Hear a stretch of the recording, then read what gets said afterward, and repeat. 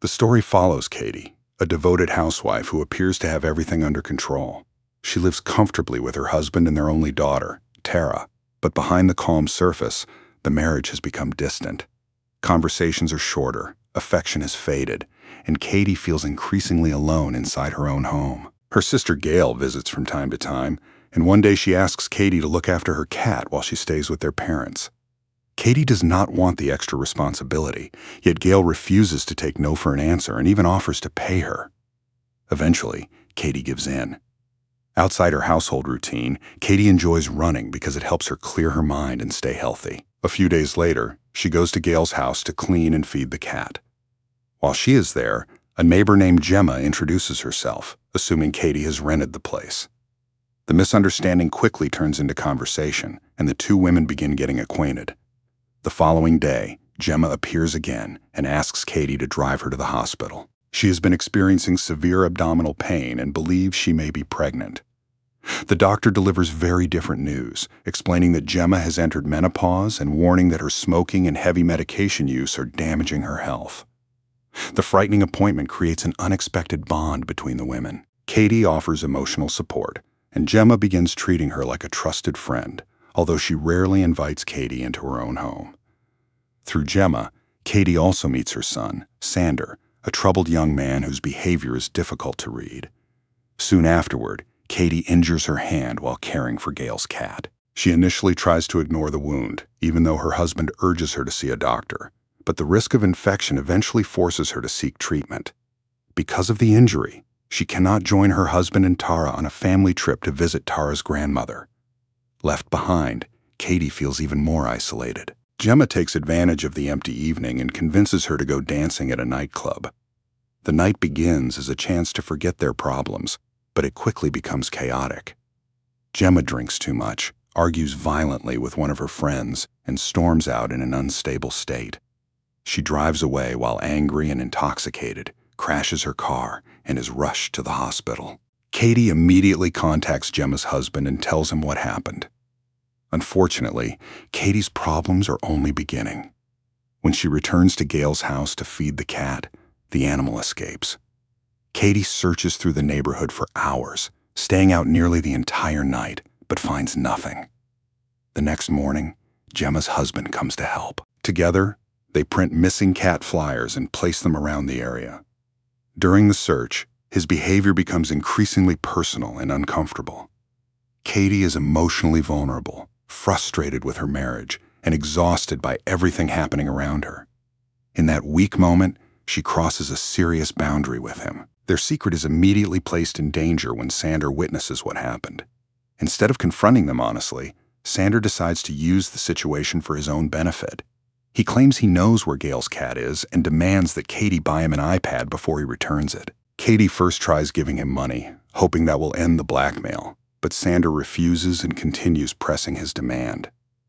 Eventually, the cat is found, but it is already dead. Katie is devastated and terrified of telling Gail, knowing her sister trusted her with something deeply important.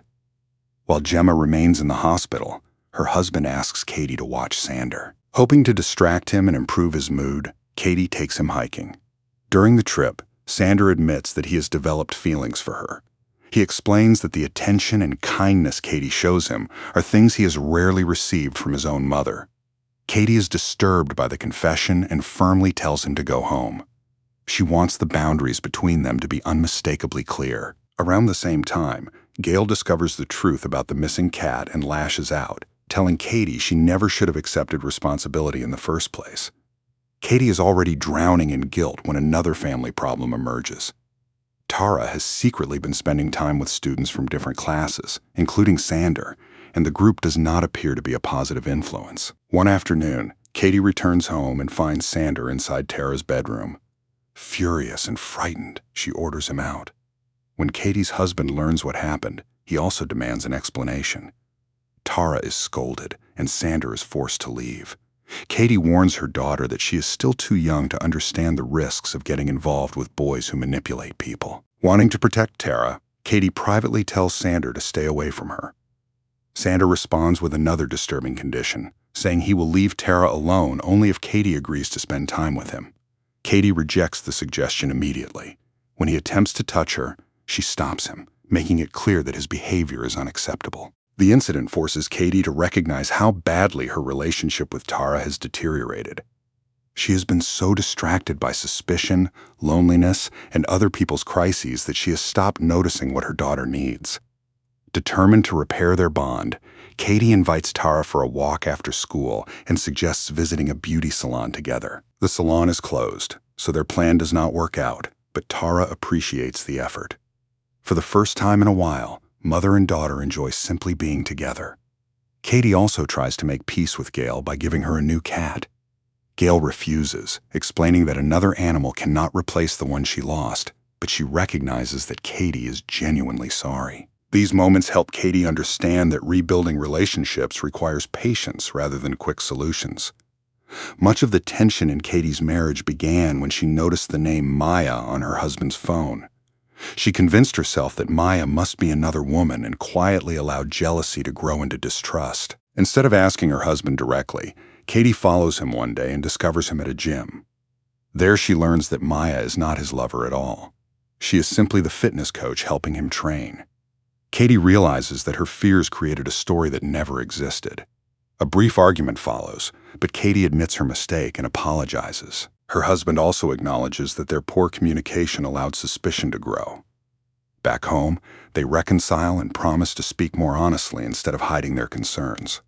Katie then focuses on Tara. She tells her daughter how deeply both parents love her and assures her that they believe she will become someone they can always be proud of. The school year ends with an art ceremony where Tara performs in front of students and families. Watching their daughter on stage fills Katie and her husband with pride and gives the family a hopeful new beginning. The film closes by showing that comfort and stability mean little without trust. Katie's mistakes damage several relationships, but they also force her to confront the emotional distance she had ignored. She learns that assumptions can become destructive when people refuse to communicate, that children need guidance as well as rules, and that apologies matter only when they are followed by real change. By choosing honesty, spending meaningful time with her family, and accepting responsibility for her actions, Katie begins rebuilding the life she nearly lost. The final message is simple but powerful. Relationships can survive confusion, betrayal, and painful misunderstandings when people are willing to listen, forgive, and make consistent efforts to reconnect. Family and genuine love do not erase every mistake, but they can create a safe place where healing becomes possible. In the end, Katie understands that peace does not come from controlling everyone around her. It comes from telling the truth, respecting boundaries, noticing loved ones' pain, and choosing responsibility before fear or desire can take control. Thanks for watching, and remember to support the channel with a like, a comment, and a subscription.